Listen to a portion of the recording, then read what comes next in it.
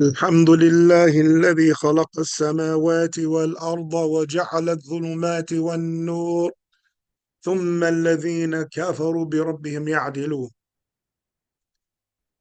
الحمد لله الذي أنزل على عبده الكتاب ولم يجعل له عوجا. الحمد لله الذي هدانا لهذا وما كنا لنهتدي لولا أن هدانا الله.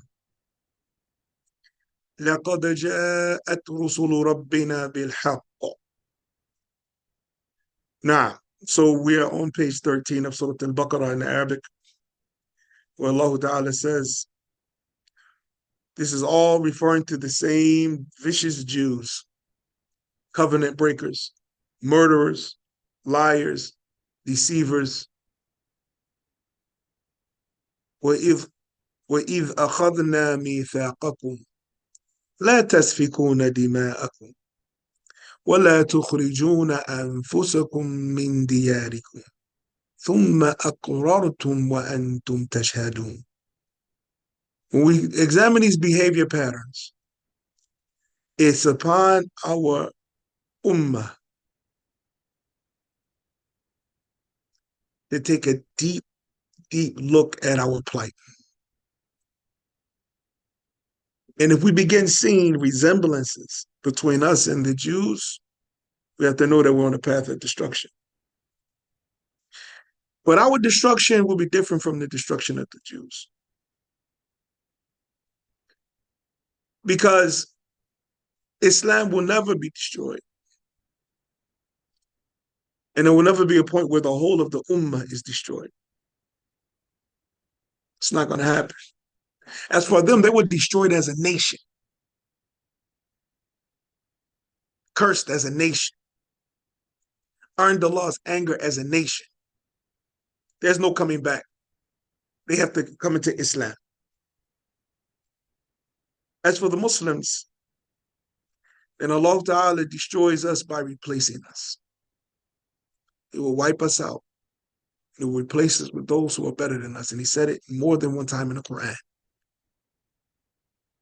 Allah Ta'ala said, يا أيها الذين آمنوا سورة المائدة من يرتد منكم عن دينه فسوف يأتي الله بقوم يحبهم ويحبونه. O you who believe, whoever from amongst you turns away from his religion, apostates from his religion, then soon will Allah bring a people that they love him and he will love them.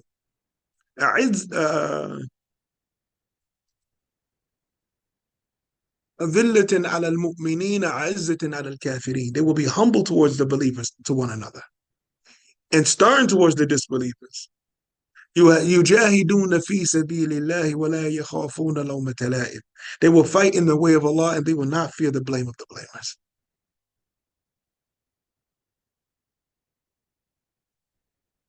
Also Allah said in Surah Muhammad, وَإِن تَتَوَلَّوْا يَسْتَبْدِلْ قَوْمٍ غَيْرَكُمْ ثُمَّ لَا يَكُونُوا أَمْثَالَكُم.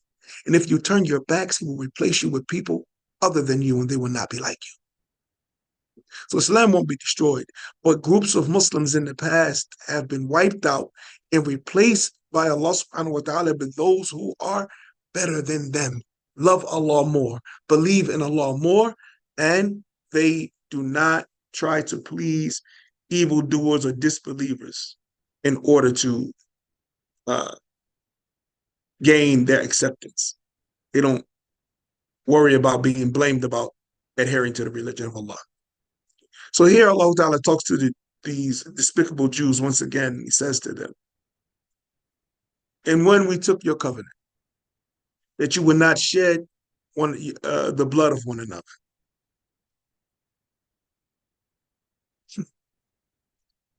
So we've broken this one too. On a mass level and on a smaller level. Islamic countries have fought one another. Muslims have fought one another. Families have fought one, co-wives have fought one another. Allah said he took a covenant from them that they should not shed one another's blood. So this covenant is more upon us. We have to realize that Islam,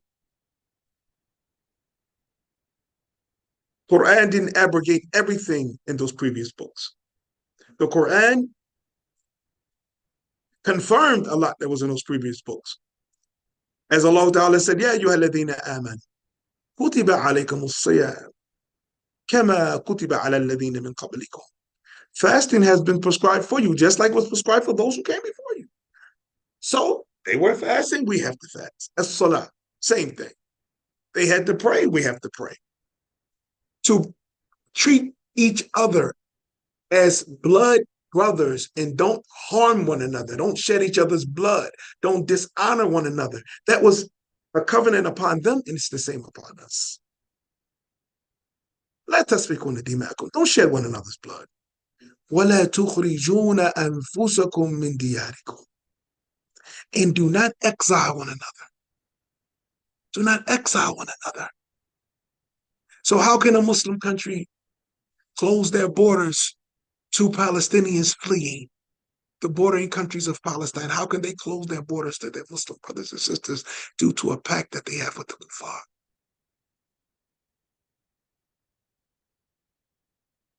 It's our weakness. An impermissible pact. If it was a permissible pact, it would be different. If it was a pact due to weakness and fear that helping them would cause more destruction, that would be different. That takes a detailed dust about that. How do treaties work in Islam when it's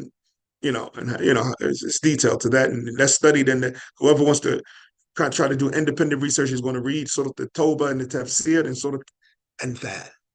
You want to understand how treaties work in Islam. Sort of Tawbah and sort of that. And don't exile one another. I believe it was last year, or the year before last. I don't know how to pronounce the word correctly. The Uyghur Muslims in China were being killed and forced to break their fast by the evil Chinese government. What happened with them? It was a group of them who were in Egypt studying. China demanded them, and the Egyptian government turned them over to be executed.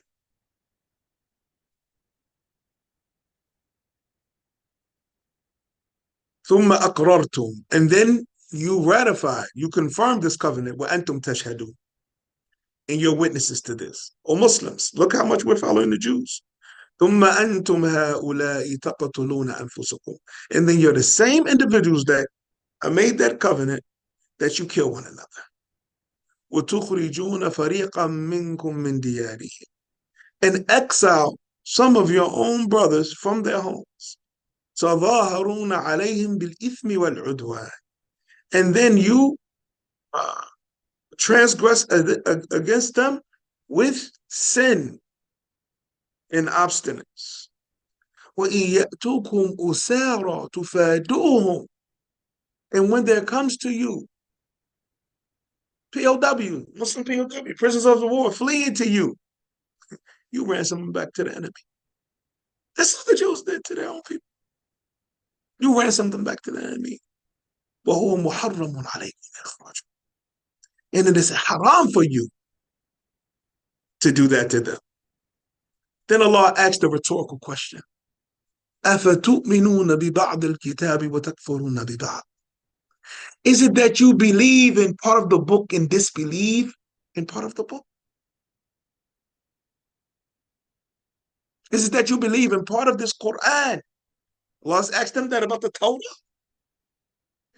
Is it believe that you believe in part of the Torah and disbelieve in part of it? Is it that you believe in part of the Quran and disbelieve in the other part? فما جزاء من يفعل ذلك منكم إلا خزي في الحياة الدنيا. So what is the recompense of the one who does that from amongst you, those who do that? Except for humiliation in this world. ويوم القيامة يردون إلى أشد العذاب. And on the day of judgment, they will be turned over to the most severe punishment. وَأَمَّا اللَّهُ, O Muslims, وَمَا اللَّهُ بِغَافِلٍ عَمَّا تَعْمَلُ. And Allah is not heedless of what you do. The ulama say about these verses, وَاذْكُرُوا الْعَهْدَ الْمُؤَكَّدِ الَّذِي أَخَذْنَاهُ عَلَيْكُمْ فِي التَّوْرَاةِ مِنْ تَحْرِيمِ إِحْرَاقِ بَعْضِكُمْ دِمَاءَ بَعْضٍ. Remember the verified covenant that we took upon you in the Torah, making it impermissible to shed one another's blood. وَتَحْرِيمِ إِخْرَاجِ بَعْضِكُمْ بَعْضًا مِنْ دِيَارِهِمْ, and the impermissibility of you exiling one another from their homes. ثم اعترفتم بما أخذنا عليكم من عهد بذلك. And then you actually acknowledged the covenant that we took upon you and ratified that. وأنتم تشهدون على صحته. And you are witnesses to the authenticity of this contract. ثم أنتم تخالفون هذا العهد. And then you are the same individuals that oppose this covenant. فيقتل بعضكم بعضا. So you're killing one another. وتخرجون فريقا منكم من ديارهم. سبحان الله. مستعينين عليهم بالأعداء ظلما وعدوانا. And then you seek aid against one another to exile one another and kill one another by way of your own enemies. Muslims using far to help them fight Muslims. The Jews did this first. So here we go. ما أشبه الليل بالبارحة. How much yesterday night resembles tonight. And you use your enemies to aid you in fighting against one another out of oppression and transgression. وإذا جاءوكم أسارى في أيدي الأعداء سعيتم في دفع الفدية لتخلصهم من أسرهم مع أن إخراجهم من ديارهم محرم عليه.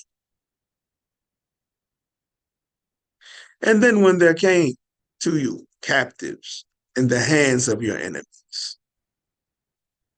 in the hands of your enemies, you were quick to pay the ransom in order to get rid of them when it was impermissible for you to exile them from their homes in the first place.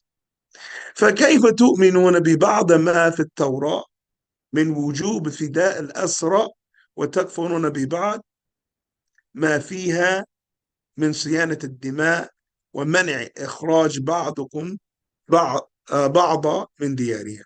So how is it that you believe in part of the Torah by paying the ransom to get your brothers out of captivity, while opposing the other part of the Torah that made it impermissible for you to kill your brothers and exile them in the first place? Had you not exiled them, they wouldn't need to be bought back from the enemy. La ilaha illallah. La ilaha illallah.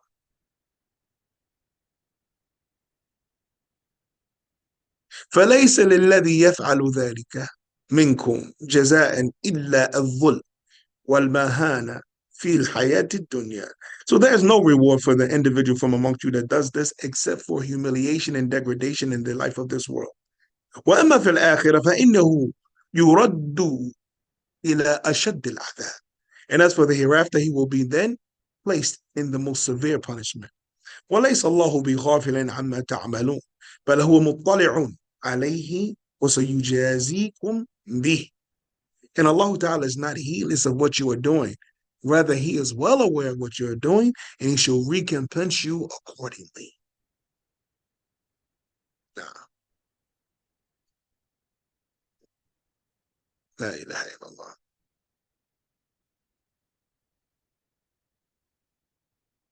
Nah.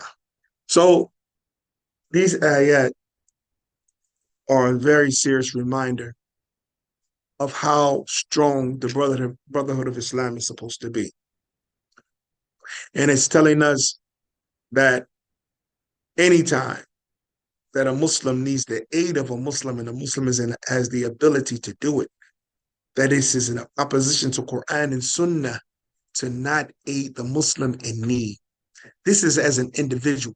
So how more serious is it when it's groups and groups of Muslims? Groups and groups of Muslims, men, women, and children. Allah Ta'ala said in Surah An-Nisa, ما لكم لا تقاتلون في سبيل الله والمستضعفين من الرجال والنساء والولدان الذين يقولون ربنا أخرجنا من هذه القرية الظالم أهلها واجعل لنا من لدنك وليا واجعل لنا من لدنك نصيرا. Allah Ta'ala said, what is wrong with you that you don't fight in the way of Allah? While you see those who are weak and oppressed, men, women, and children, those who say, oh, our Lord, save us from this town of oppressors. Save us from this town of people of oppression. And send for us from you, protector. And send to us from you an aid. Then Allah Ta'ala said after that, الَّذِينَ آمَنُوا يُقَاتِلُونَ فِي سَبِيلِ اللَّهِ. Those who believe fight in the way of Allah. وَالَّذِينَ كَفَرُوا يُقَاتِلُونَ فِي سَبِيلِ الطَّاغُوتِ. And those who disbelieve fight in the way of الطاغوت, false deities. فَقَاتِلُوا أَوْلِيَاءَ الشَّيْطَانِ. So fight against the friends of shaitan. إِنَّ كَيْدَ الشَّيْطَانِ كَانَ ضَعِيفًا. Allah said, indeed, the plot of shaitan is weak. It's weak. Then Allah asks a question to the Prophet ﷺ. أَلَمْ تَرَى إِلَى الَّذِينَ قِيلَ لَهُمْ كُفُّوا أَيْدِيكُمْ وَأَقِيمُوا الصَّلَاةَ وَآتُوا الزَّكَاةَ. This is for every extreme group who went into, before this fitna, suicide bombing, and they're invading their own Muslim countries. They're to make takfir of they want to call the Muslim ruler a kafir, and they don't fight against the kuffar. They're ready to kill any Muslim that commits a sin that they look as a bad Muslim, he's a kafir. But the real kuffar, they never fight against. They'll never go to Israel. They'll blow up Iraq and fight against the leader of Iraq. They'll rise up against the Muslim ruler in Saudi Arabia. They'll rise up against the Muslim ruler in Egypt. They'll rise up against the Muslim ruler in Morocco and Tunis. They'll keep rising up against the Muslim rulers, but they'll never go travel to Palestine and fight the Jews. Allah said, أَلَمْ تَرَ إِلَى الَّذِينَ قِيلَ لَهُمْ كُفُّوا أَيْدِيكُمْ. Did you not look at those who it was said to them, restrain your hands. Restrain your hands. Don't, it's not time to fight. وَأَقِيمُوا الصَّلَاةَ وَآتُوا الزَّكَاةَ. But pray and establish the prayer. فَلَمَّا كُتِبَ عَلَيْهِمُ الْقِتَالُ إِذَا فَرِيقٌ مِّنْهُمْ يَخْشَوْنَ النَّاسَ كَخَشْيَةِ اللَّهِ أَوْ أَشَدُّ خَشْيَةً. He said, then when it was said to them, fight, you will see a group of them fearing the people the same way which they should fear Allah, or even more of a fear of Allah. وَقَالُوا رَبَّنَا لِمَا كَتَبْتَ عَلَيْنَا الْقِتَالَ. And they said, oh Lord, why did you order us to fight more? لَوْلَا أَخَّرْتَنَا إِلَىٰ أَجَلٍ قَرِيبٍ. You can delay it a little bit. SubhanAllah. So now all of those groups that appeared that's being paid off by Western governments to cause fitna in the Muslim lands, Boko Haram and the Shabab in Somalia and all of this, that they only know how to fight against Muslims that they think are bad Muslims, they'll never go to fitna. Where the Shabab that cause all the fitna and all the killing and all in Somalia, why are they not going to Israel now? ISIS and Daesh and all of them, why are they not going down to Israel? In every other group that raise their necks and scream out, jihad, jihad, jihad. Why are they not all going? Where are those groups at now? Where are those groups? Even here in America, all the little jihadi messages always talking about, yeah, we have to fight for the way of Allah. And they want to talk about robbing banks and blowing stuff up and doing little crazy things like that in places where there's no war. Why are they not going to where there's a war?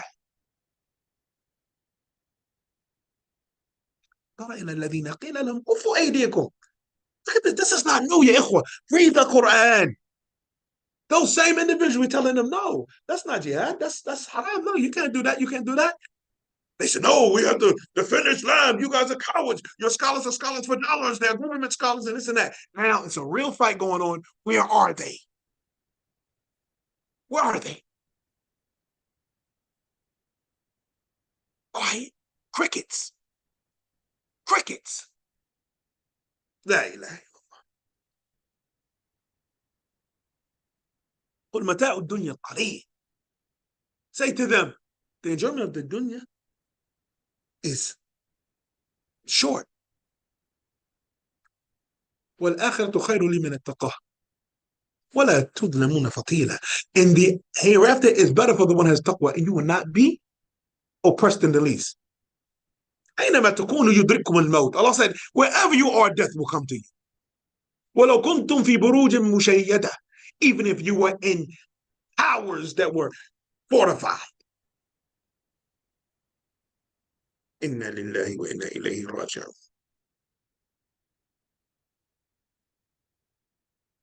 Where are they? Where's Daesh? I don't know who's that leader now. Where are they? Where are they? Where are all the jihad cells? Where are they? They're not appearing in the news. They're not doing that nowhere. Then soon as this dies down, because it's going to die down because victory is for Islam. Soon as this dies down, they'll pop up again, hurting innocent people. They'll pop up again, hurting innocent people. Inna lillahi wa inna ilayhi raji'un. We'll stop here. If there's any statements or questions about anything that was said, we'll take them now. Assalamu alaikum. Alaikum assalam. This is Bab Jihad. Jihad, nah. I have a two-part question, inshallah. Nah. The first one is the obligation of helping and aiding our Muslim brothers and sisters, wherever they may be, is this an issue? Is this an issue of Fard Kifaya or Fard Ain? And is it permissible to utilize not protest, but boycotting with regards to financial establishments and things that are like? And my second question is it? Well, let's do the first one and then let's do the second one. Okay. So the first one is, what was the first part? Is it Fard Kifaya or is it Fard Ain? It's both. Okay. It's both. For those who are there and or close to it, and it's going to be based on proximity and ability. Or three things: proximity, opportunity, and ability.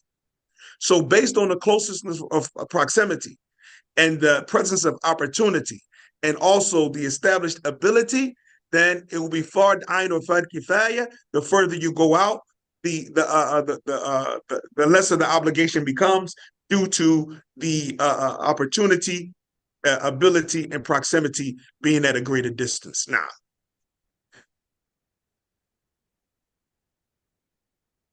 for those who are in there, I saw a video, a very disgusting video, but for those who are there, while their cities are being bombed, it is not permissible for them to say, we're not Hamas, we're here peaceful, and then watch their daughters and their wives and their brothers die in order to prove to the Jews that they're not part of Hamas and they're not fighting. It's on. For lack of a better expression, it's on. It's too late. If your neighbor, and we said this the other day, if your neighbor starts some trouble, you have nothing to do with it. Your neighbor, Kafir, not even Muslim, start some trouble. And then the person they start trouble with overreacts and says, man, I'm going to come light this whole block up. He's going to come shoot. You got to defend your house now, whether you had something to do with it or not. You have to defend your home. You can't go out and you see your other neighbor saying, oh, no, that was just that house right there. So they kill your neighbor. And then your other neighbor say, listen, we didn't have anything to do with it. And they kill him and drag his wife and take her off and rape her. And then your other neighbor say, listen, no, wait, you're going to keep begging for peace? It's obvious this individual is not going to stop. So now it's like, oh, well, we're in it. We're all in it now. So I saw a group grave.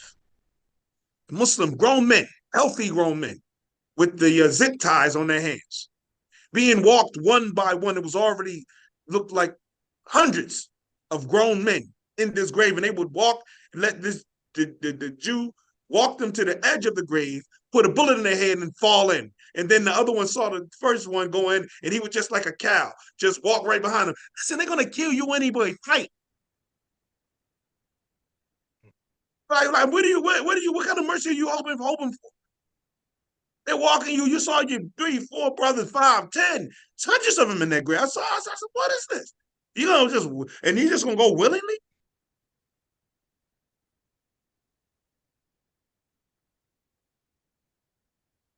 So we have to have some kind of some nuswa. We have to have some manhood. So if this is what's being done to the men, imagine the women and the children. And this is not the first time this happened to the Muslims. When the Mongols raided the lands and raided Iraq and Baghdad, and they went in there, what happened? Muslim soldiers were standing in line with their weapons, handing their weapons to the Mongolian soldiers in order to be executed with their own weapon. Cowardice. And it happens when we are engrossed in sin and corruption and innovation and shirk and bid'ah and all of that, and we're clinging to the dunya, like the hadith of Thoban that y'all have heard me mention over and over again. Over and over again.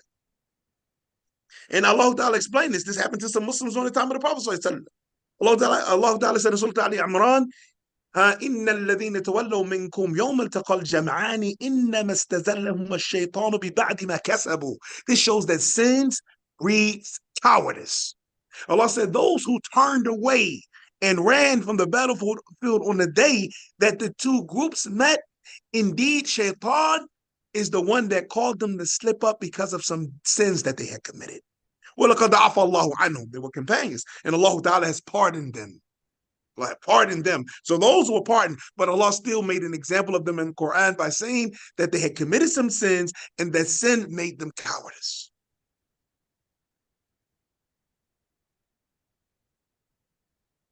When it gets to the point where a man will not defend the soul that's between his ribs from coming out of his neck, then this is the epitome of cowardice.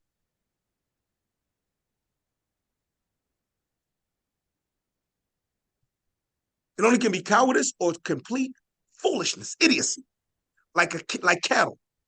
Even a bull and a sheep will buck if they know for a fact. This is why from the manners of slaughtering that we don't let the animal see the blade. We don't let the animal before him see him die because of the terror that's going to place into the animal. An animal knows that. An animal knows that if you, docile as a sheep is, if you try to lead a sheep to the slaughter, he's going to buck. So how is a human being going to be led to the slaughter without bucking? Naam, tafadhal. Now, so the second part of the first question was about the ways of combating. I heard a statement about when Allah mentions fight with your wealth, that one of the ways is to boycotting, these companies and Starbucks or whoever funds, Israel and stuff like that. So I wanted to know if that was permissible. It's definitely permissible if it's done correctly.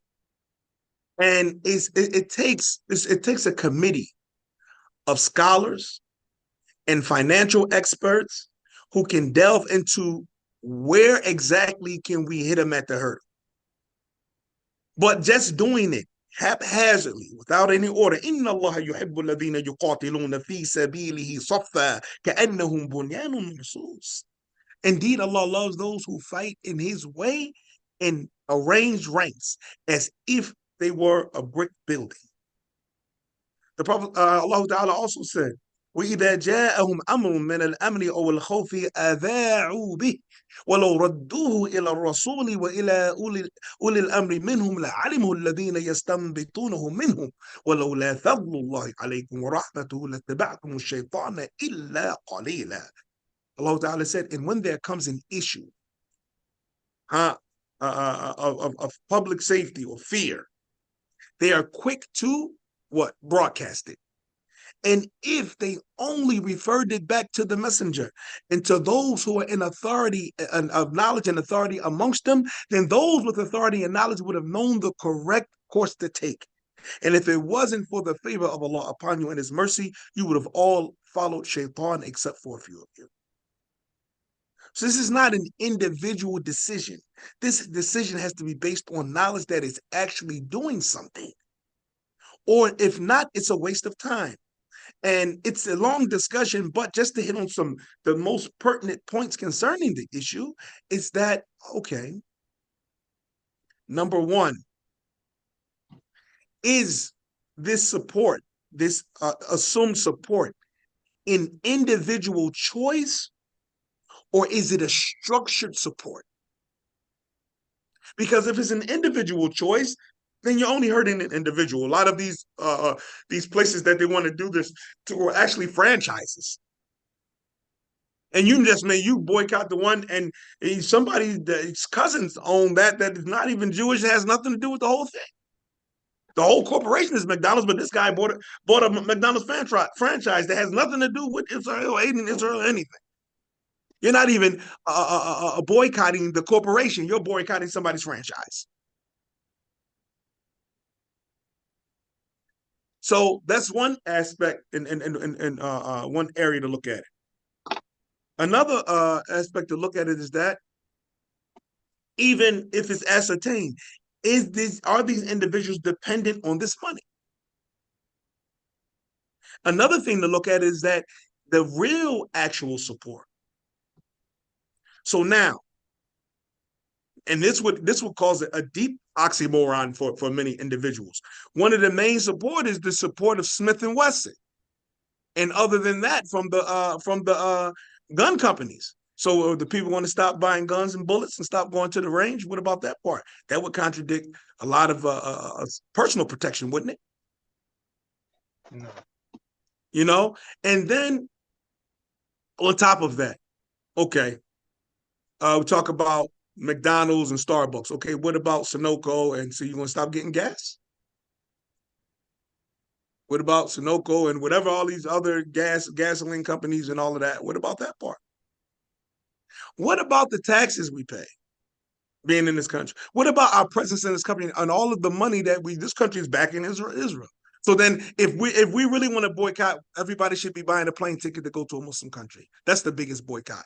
And then when you get to that Muslim country, don't buy anything manufactured, shop local.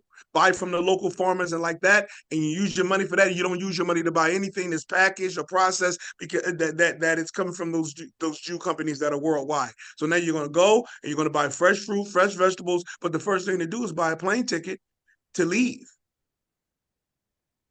because your presence here supports the very country that's openly. We are with Israel. The United States is with Israel.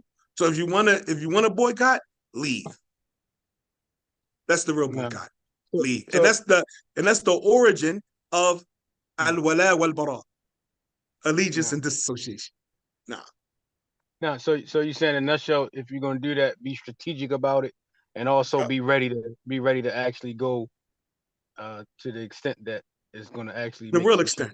Yeah, real extent. So boycotting begins at the origin. Number one, in order to be strategic, like I said, it needs to be a committee of scholars and financial experts that can actually do the research and know, okay, what's really supporting and where they're really getting that money from.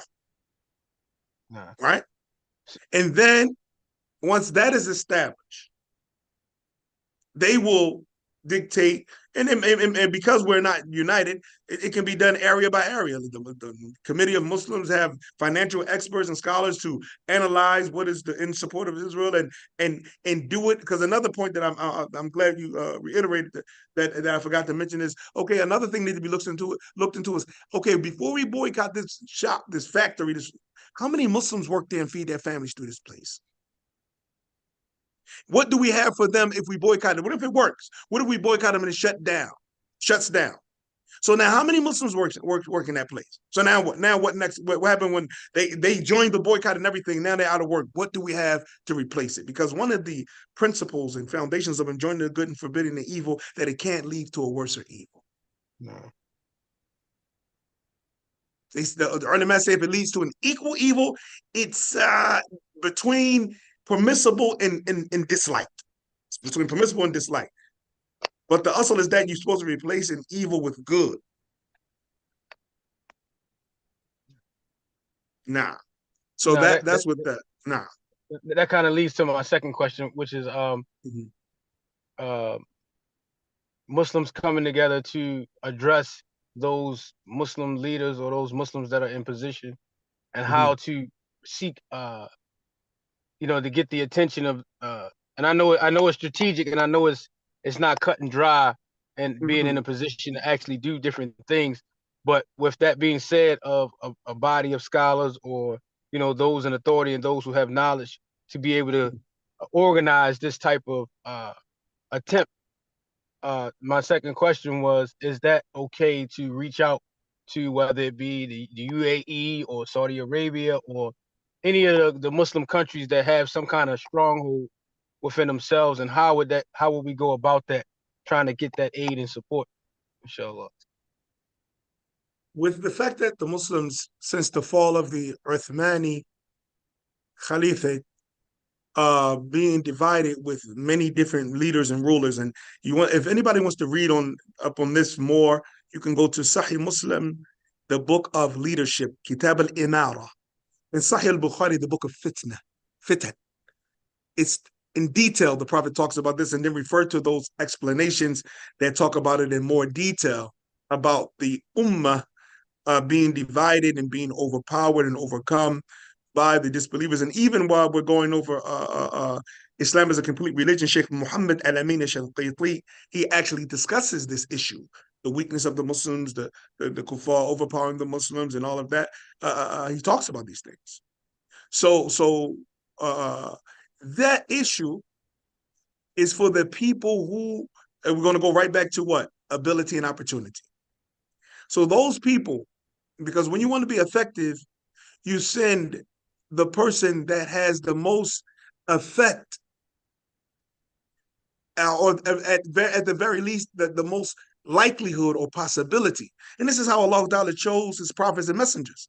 He chose those who had the best reputation, were the best amongst their people, the ones who were more likely to be listened to, even though he knew they would be rejected. But the fact that their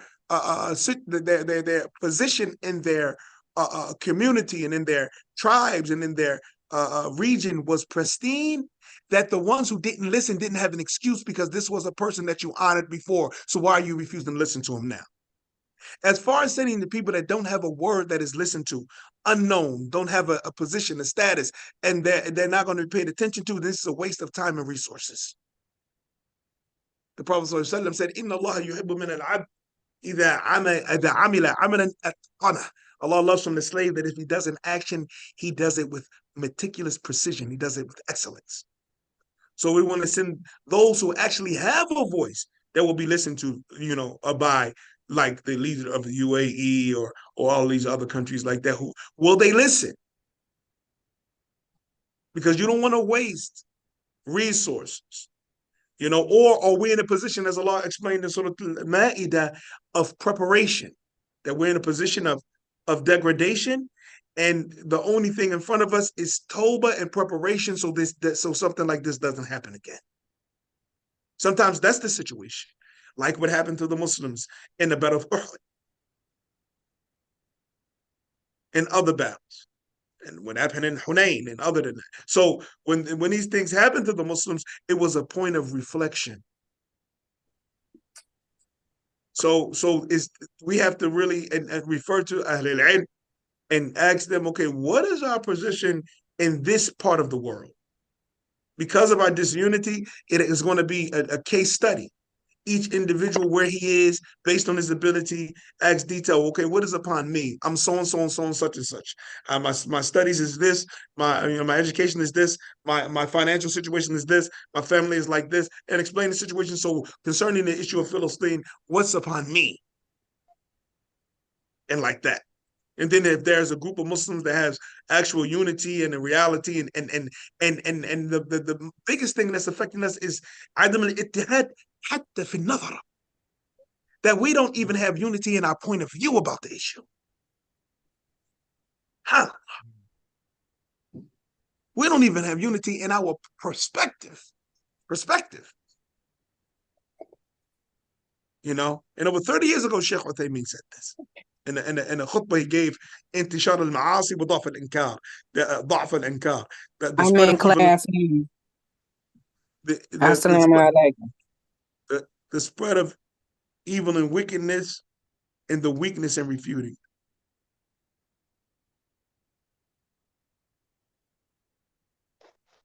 He said, أيها المسلمون المؤمنون إن هذه أمة لا يمكن أن تكون أمة قوية المرموقة حتى تتحد في أهدافها وأعمالها.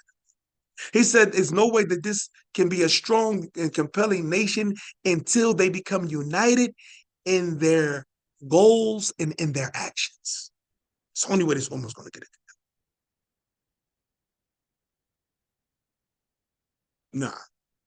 So, ability, opportunity, proximity is the governing factor in how Muslims move as individuals or groups. And that should be referred to those who are trusted with knowledge. They sit, and it's going to be it's a detailed discussion. It's not haphazard. It's not very quick. It's not, no. It's going to take time because we waited until it happened. We waited until it happened. Unprepared. It just happened. It just took place. Although the signs were already there, but we didn't pay attention.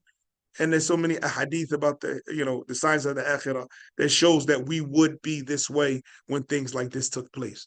So we're fulfilling prophecy.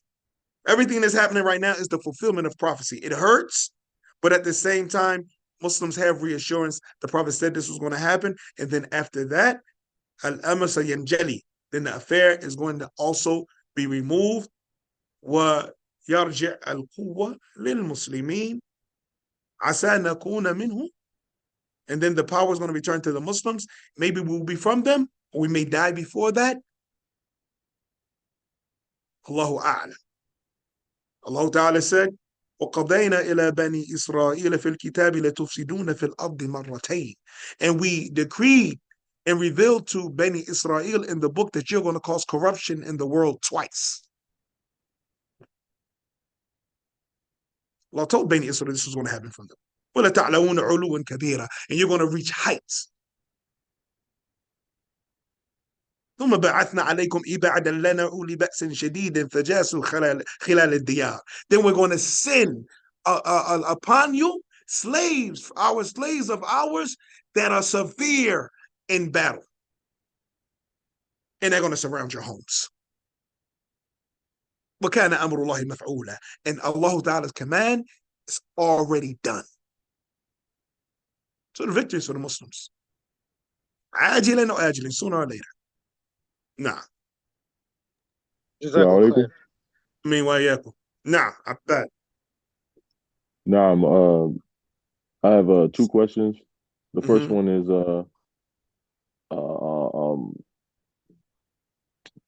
I had some brothers ask me some questions I didn't know how to answer. The first one was, with everything going on like it is now, and us being Muslims and we're supposed to aid our brothers, shouldn't we encourage, to Muslim to go and, go forth in jihad to the people of Israel?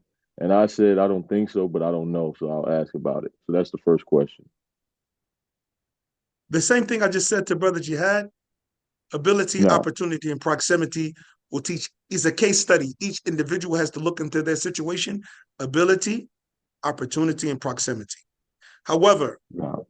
we're here in the United States. Anyone with that attitude more than likely probably will be arrested before getting there. Right. Put in federal penitentiary and be charged with terrorism. Right. Exactly. Now, the second question is subhanallah. There's a Muslim brother who joined the military a while ago, not understanding the rulings with that. He was a new Muslim.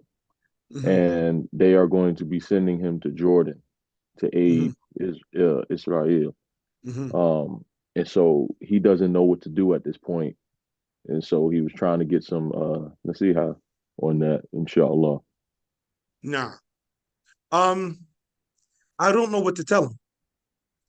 I don't know what contract that he has, and I don't know the repercussions of him going against that contract. I know that's a contract. I know, the military is private now, and it's a job, and he has a contract, and he has other stipulations in there about religious beliefs and things. If they're willing to go according to the so-called Constitution, I don't know if by going into military services, do you give up your constitutional rights of freedom of religion, and that part of your religion is No. that you cannot fight against your brothers and all of that, like we just read in these verses?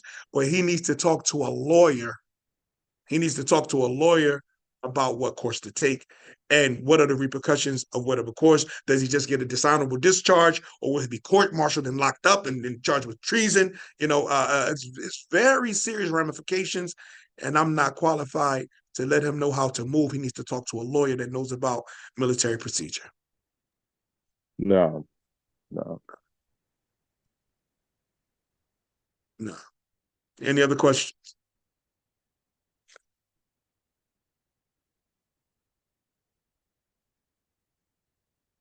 Nah. Okay. So that's what we had for today. May Allah Ta'ala accept it from us. Grant us sincere intentions, beneficial knowledge, and righteous actions according to the Sunnah of the Prophet Muhammad Sallallahu Alaihi Wasallam. We ask Allah Ta'ala to forgive us for our sins and accept our good deeds and remove the Muslims from the situations of humiliation and degradation that we're in, and to make us beacon lights for the Ummah and for the rest of the world. We ask Allah Ta'ala to use us and not replace us, and to forgive us and give us honor in both worlds. Ameen. Wassalamu alaikum wa rahmatullahi wa barakatuh. Wa alaikum assalam. Wa alaikum salam wa rahmatullahi wa barakatuh.